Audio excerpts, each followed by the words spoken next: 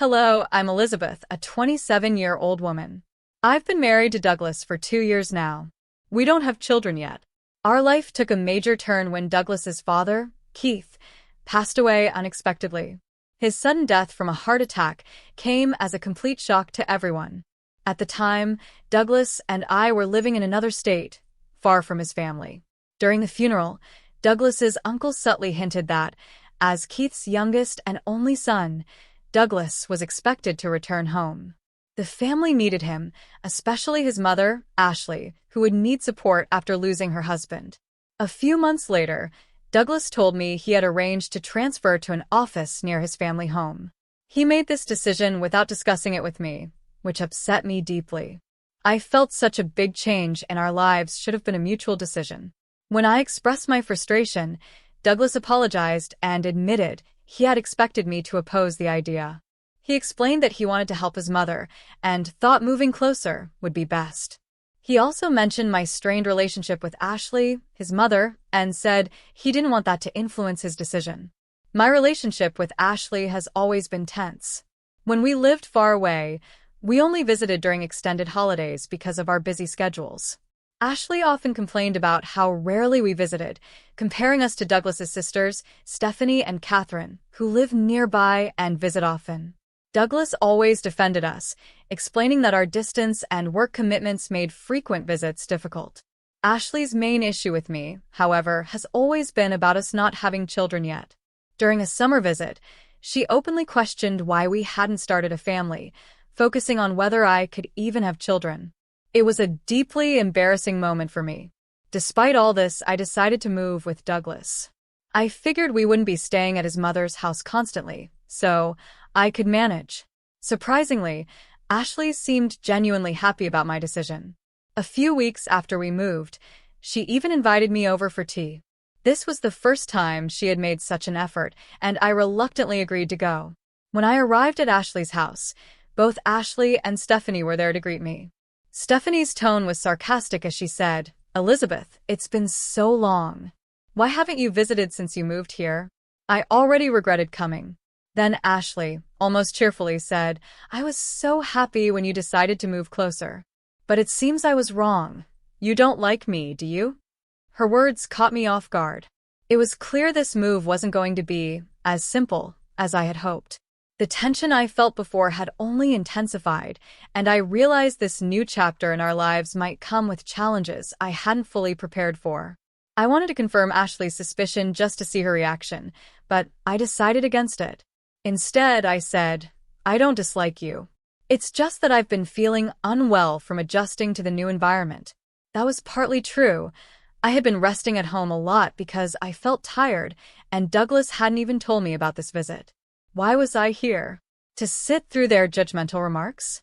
Ashley wasted no time accusing me of not liking her. But wasn't it the other way around? How were we supposed to get along when the atmosphere was always like this? Before I could even process her words, Stephanie jumped in sharply, saying, "How can you talk to your mother-in-law like that? Apologize to her right now." I expected Ashley to get angry or scold me, but what she said next left me completely surprised. "You're right," she said. "I've been mean, and I'm sorry, Elizabeth. I'm also sorry about the things I said about children. I was being nosy." Her tone wasn't sarcastic or harsh. It was genuinely apologetic. I braced myself, expecting some hidden jab or lecture, but it didn't come. Even Stephanie looked surprised. Then Ashley confessed something that caught me off guard. "All I've ever wanted is to hold a grandchild," she said quietly. She explained that Stephanie's husband was infertile, and Catherine seemed to be having trouble conceiving as well. Because of this, Ashley had pinned all her hopes on Douglas and me. I had known about Stephanie and Catherine's struggles, and hearing this softened my frustration a little. Douglas and I had talked about having children and were considering it, but I didn't like the pressure Ashley was putting on us. I decided to speak up. "Please, just give us some time," I said, lowering my head slightly. "We're thinking about it, but it's not something that can be rushed." "I'm sorry if I've upset you." Ashley nodded, and the tension seemed to fade. "Do visit us sometimes," I added softly, trying to bridge the gap between us. After that, Ashley and Stephanie turned their attention back to the TV. Ashley casually remarked, "I like this announcer. She's so energetic and bright." As I watched them chatting and sipping their tea, I felt a small pang of regret. Maybe if I had been more outgoing or approachable, things might have been different between us. It was a fleeting thought, but I couldn't ignore it. For the first time, I felt like there was a chance things could improve. Later that evening, my optimism was crushed. Douglas came home visibly upset. "I heard from Mom that you told her you have no intention of getting along with her." She was crying, "Elizabeth." "What did you say?" he demanded. I was stunned. Earlier, he'd left with a smile, but now he seemed to think I'd caused a disaster. "Douglas, there's been a misunderstanding," I tried to explain. "I only said it's hard to build a friendship given how things are now. How does that mean I don't want to get along?" But Douglas didn't seem convinced. The fragile progress I thought we'd made with Ashley felt like it was unraveling already. I was scared. Douglas now seemed to fully believe Ashley's twisted version of events. The smile he had earlier felt like a lie, and I didn't know how to handle this situation. I tried to explain myself again, but he wasn't convinced. Then, my phone buzzed with a message from Stephanie. It read, "After all the effort of moving here, weren't you prepared to make it work? If you're here with us, you need to be more patient." Douglas glanced at me, and his expression echoed Stephanie's words. I felt overwhelmed. I had moved here because I cared about being with him, not to win over Ashley or Stephanie. Facing Douglas, I looked him in the eye and said, "It's clear that Ashley and the others might never approve of me. Maybe you should consider being with someone she likes more." Before I realized it, the word divorce slipped out of my mouth. For the first time, Douglas looked truly alarmed. "Wait, hold on," he said, bewildered. "How did we jump to divorce? I just want you to get along better with my family." He didn't seem to understand that his family might never fully accept me, no matter what I did. It left me feeling even more confused. But Douglas, to his credit, seemed determined to fix things. The next day, he came home late from work and shared what had happened. He told me he had spoken to Ashley, and she admitted there had been a misunderstanding. She even apologized. "What a fuss," he said casually, as if it was all over now. Then, Douglas mentioned that Ashley's birthday was coming up. "How about we celebrate her birthday at a nice restaurant?" he suggested. The sudden shift from conflict to celebration was hard for me to process. It felt like we had jumped from chaos to pretending everything was fine. But I could see Douglas was trying to make things better, even if the path ahead felt shaky. Douglas suggested that if we made it seem like the dinner was my idea, it might help Ashley see me in a better light. I wasn't sure if Ashley would appreciate the gesture, given her complicated nature, but I agreed to make the reservation. I invited Stephanie and the others, booking a table for 8. Douglas approved of the plan, but as the dinner approached, I felt a growing unease. Douglas had been distant lately. His responses to me were short and indifferent, making me feel isolated. On the night of the dinner, we arrived at the restaurant to find Ashley, Stephanie, and their spouses already seated. The host led Douglas and me to the table, giving us a polite but questioning look that only made my nerves worse. "Happy birthday, Ashley," I said, trying to sound cheerful. But deep down, I wondered if this dinner was really going to improve anything, or if it was just another way for me to feel out of place. I greeted Ashley cheerfully, hoping to ease some of the tension and bridge the gap between us. However, she didn't even acknowledge me. Instead, she turned to everyone else, thanking them for coming to celebrate her birthday. Her deliberate snub stung, and I couldn't help but feel hurt. Stephanie seemed confused by the atmosphere. "I thought this was supposed to be a family gathering," she said, glancing at me with a puzzled expression. Catherine, noticing the tension, looked at me with concern. In that moment, I realized I was being excluded on purpose. Determined not to let it ruin my evening, I decided to keep to myself and leave early. Just as I settled on this plan, a staff member approached our table looking uncomfortable. "I'm sorry, but the reservation was actually made for 7 people," he said. Confused, I replied, "That can't be right. I clearly reserved for 8. Could there be a mistake?" The staff member hesitated, then explained, "About a week ago, we received a call from a gentleman asking to change the reservation to 7. I froze. Slowly, I turned to Douglas, searching for an explanation. His response floored me. Yes, 7 is correct. Everyone's here now, he said plainly, confirming that he had made the change himself. A wave of disbelief and betrayal washed over me. Douglas's actions spoke volumes. Despite his earlier promises to mend things, his efforts to smooth family tensions had been shallow at best. I felt manipulated and deeply hurt, realizing he had orchestrated this behind my back. Before I could process everything, Douglas turned to me with an accusatory glare. I heard from Mom that you've been undermining our family, he began, his voice sharp. She said you've been telling people I don't earn enough, and that I'm insensitive. You had a lot to say, didn't you? His words hit me like a punch in the gut. I was stunned. It turned out that a week ago, when Douglas had contacted Ashley about the dinner, she had filled his head with lies. Blinded by anger and believing her, he had called the restaurant, pretended to be me, and changed the reservation to 7. The staff, recognizing the family name, hadn't questioned the change. I couldn't believe Douglas had been so easily manipulated. The realization that he had sided with Ashley without even asking me for the truth was deeply unsettling. In that moment, I questioned why I was even there. I confronted Douglas, demanding that he apologize to everyone at the table and reflect on his actions. But instead of apologizing, he did something unexpected. He insisted that his actions were justified. I just wanted to make sure things went smoothly, he said, as if that excused everything. His refusal to take responsibility made it clear that the distance between us wasn't just physical. It was emotional, and I didn't know how, or if, it could be repaired. I thought about apologizing to my in-laws just to keep the peace, but deep down, I knew I couldn't do it. I hadn't done anything wrong, and I refused to admit to things I never said. Besides, what was the point of a marriage where my husband believed his mother over me? Tears of frustration filled my eyes as I questioned why I had even followed Douglas here. Seeing my distress, Douglas began to panic, but it was too late. The damage had already been done. Ashley, watching everything unfold, had a smug smile on her face, clearly satisfied that her plan was working. Her manipulations had succeeded in driving a wedge between us. I looked at Douglas coldly and said, "Next time, marry someone younger and more obedient. Maybe then you'll have children and be happier." Ashley's response was swift and cutting. "Elizabeth, why don't you just go back to your parents' house? A daughter-in-law is always an outsider. I can't see you as family.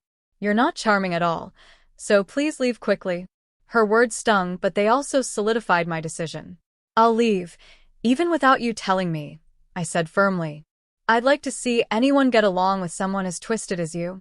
With that, I turned and walked out of the restaurant. Douglas stayed behind, silent, with his head in his hands. Just as I reached the exit, I heard someone calling my name. I turned to see Catherine and her husband hurrying after me. "Elizabeth, wait," Catherine said, clearly upset. "I can't stand it anymore. Mom and Stephanie haven't changed at all. I knew the gossip about you wasn't true." Catherine's words brought me a small sense of relief. In the middle of all this chaos, someone finally stood up for me.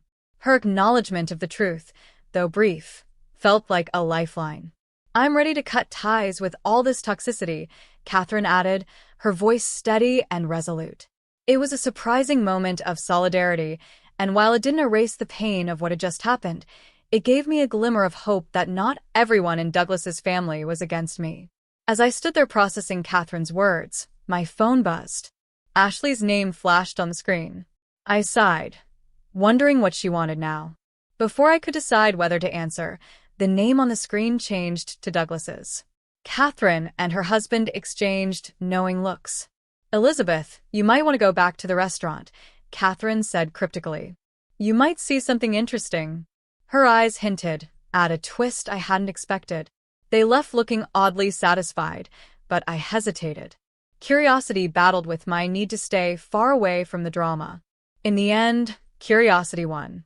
When I finally answered Douglas's call, his voice sounded frantic and filled with regret. "Elizabeth, I'm sorry," he said, his tone desperate. "I didn't realize it was all a lie," Douglas blurted out on the phone. "I'll send the divorce papers later," He added hastily, but then his tone changed. Wait, can you come back, please? It's a lifetime request. His almost childish plea made me want to laugh, but Catherine's cryptic hint earlier lingered in my mind. Curiosity got the better of me, and I decided to return to the restaurant. When I arrived, the scene before me was nothing like I had expected. A crowd had gathered around Douglas's table, and at the center of it all was a local TV announcer, Ashley's favorite, speaking into a microphone. The atmosphere was thick with tension. Ashley looked flustered, stumbling over her words as she tried to explain herself. No, that's not it. It's a misunderstanding, she stammered. Douglas and Stephanie sat awkwardly, their discomfort written all over their faces. They clearly hadn't anticipated this sudden turn of events. The announcer, holding the microphone with authority, pressed Ashley for answers. You loudly declared in the restaurant that Elizabeth is an outsider and should leave. What did you mean by that? Please explain in detail. Ashley's face turned pale, and her usual confidence seemed to evaporate. The tables had turned, and now she was the one under scrutiny. Meanwhile, Catherine's husband and a few others who had been offended earlier had quietly left, wanting no part in the escalating drama. I stood frozen, watching this surreal scene unfold. It took me a moment to piece together what was happening. It seemed that our family conflict had turned into a public spectacle, possibly even being broadcast live. My earlier frustration gave way to a mix of vindication and disbelief. As I tried to make sense of it all, a staff member approached me, noticing my confusion. It's been quite a day, hasn't it? They remarked with a wry smile. They explained that the restaurant had scheduled a live TV recording that day, which explained the announcer's presence. The camera crew and microphones had captured everything, turning our family dinner into an unexpected media event. The realization that our drama had been broadcast for all to see was both shocking and oddly satisfying. Ashley's harsh words, which she had so confidently uttered earlier, were now laid bare for everyone to judge. Just as I stepped aside to gather my thoughts, I noticed the announcer approach Ashley with a smile. Would you mind giving an interview? She asked brightly. Ashley, an avid fan of the announcer, looked thrilled. An interview? Absolutely, she exclaimed, forgetting her earlier embarrassment. The announcer beamed. The topic is daughter-in-law and mother-in-law relationships. Ashley's face faltered for a moment, realizing the irony of the situation. I couldn't help but smirk as I watched her wrestle with her own words. The evening had taken a bizarre turn, but in some strange way, justice had been served. We heard there was a heated argument earlier, and the daughter-in-law left in tears. Can you tell us what happened? The announcer asked, turning the spotlight directly on Ashley. Ashley and Stephanie froze, their faces pale. They were clearly caught off guard and didn't know how to respond. The truth was too embarrassing to admit. They had deliberately manipulated the situation to alienate me. From across the room, Douglas saw me and rushed over, his face full of desperation. Elizabeth, please, he begged. I can't let this shame be known. It was all a misunderstanding. His voice cracked, and he looked completely defeated. But by then, I had no sympathy left for him. Whatever feelings I once had for Douglas had evaporated. Ashley, trying to save face, forced a strange smile and attempted to smooth things over. Oh, we usually call each other Elizabeth.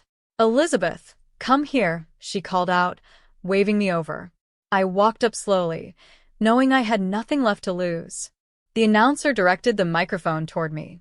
You say you call each other Elizabeth. But how does the daughter-in-law view her mother-in-law? I smiled faintly, my voice calm. I've never been called Elizabeth by her, I said, looking Ashley in the eye. What I've been called, though, is unpatriotic, because I haven't had children yet. Ashley has made it clear she thinks that's reason enough for a divorce. The crowd murmured, and Ashley's smile faltered. I continued, my tone steady. The truth is, Douglas and I haven't felt ready or confident enough to start a family. We haven't even tried in over 2 years. But that's never stopped Ashley from criticizing me. I paused, then added, when I first fell ill and had to take a leave from work, Douglas was supportive. I appreciated that and decided to follow him here, thinking a change of environment might help me recover. But this is the result. I gestured to the scene around us. By then, I felt no sadness, only detachment. As I spoke, I noticed Ashley and Stephanie's expressions. They looked utterly humiliated, their earlier confidence replaced with embarrassment. For the first time all day, I felt a small sense of satisfaction. The announcer, sensing the weight of my words, didn't interrupt. As I glanced at the cameras, I realized this might be broadcast nationwide. Watching Ashley squirm under the scrutiny, I couldn't help but smile. "Well," I said, turning back to Ashley, "since the daughter-in-law is considered an outsider, I guess I should leave." Goodbye. I walked out of the restaurant, ignoring the shouts and commotion behind me. The day had been long, chaotic, and emotionally draining, but as I stepped outside, I felt an unexpected sense of freedom. For the first time, I didn't feel weighed down by the drama. I felt lighter, as though I had finally let go of the toxic environment I had tried so hard to endure. And with that, I kept walking, savoring the release of leaving it all behind. I felt a mix of relief and satisfaction after everything that had happened. Even though Ashley and her family managed to prevent the footage from being broadcast, the incident had already caused quite a stir in our local community. The story spread quickly among relatives and acquaintances, becoming the center of gossip and speculation.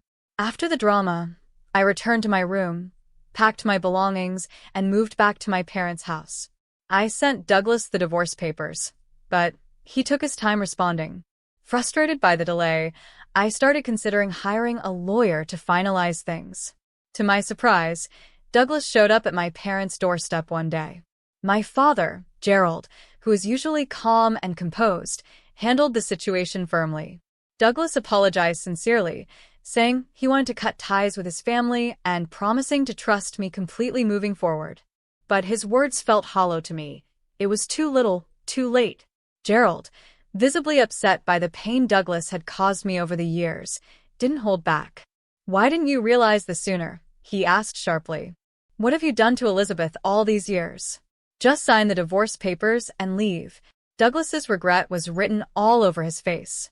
Shaking, he handed over the signed divorce papers. His handwriting was shaky and barely legible, but it didn't matter. The papers were processed without issue, and our marriage was officially over. Not long after, I learned more about the truth behind Stephanie's situation. It turned out that her infertility wasn't caused by her husband as she had claimed, but by her own health issues. This revelation led to her own marriage falling apart. She stopped visiting Ashley and no longer played an active role in the family. Douglas, now divorced, returned to live with Ashley in their small hometown. They likely faced ongoing rumors and judgment from those around them, but I didn't concern myself with their lives anymore. That chapter of my life was finally closed. In the months that followed, my life began to improve. I reconnected with a former classmate from my hometown. We quickly fell in love and got married. Unlike my first marriage, this relationship was filled with happiness and understanding. We soon welcomed a child, a beautiful daughter, and now she's 1 year old. To add to our joy, I'm currently expecting our second child. My new mother-in-law is the polar opposite of Ashley. She is kind, supportive, and treats me with genuine love and respect. She has become a true blessing in my life, offering the care and warmth I never thought I'd experience in a family. Life is unpredictable, but I now feel fulfilled and surrounded by love. The support and happiness I once thought were out of reach are now my reality, and I am endlessly grateful for this new chapter in my life.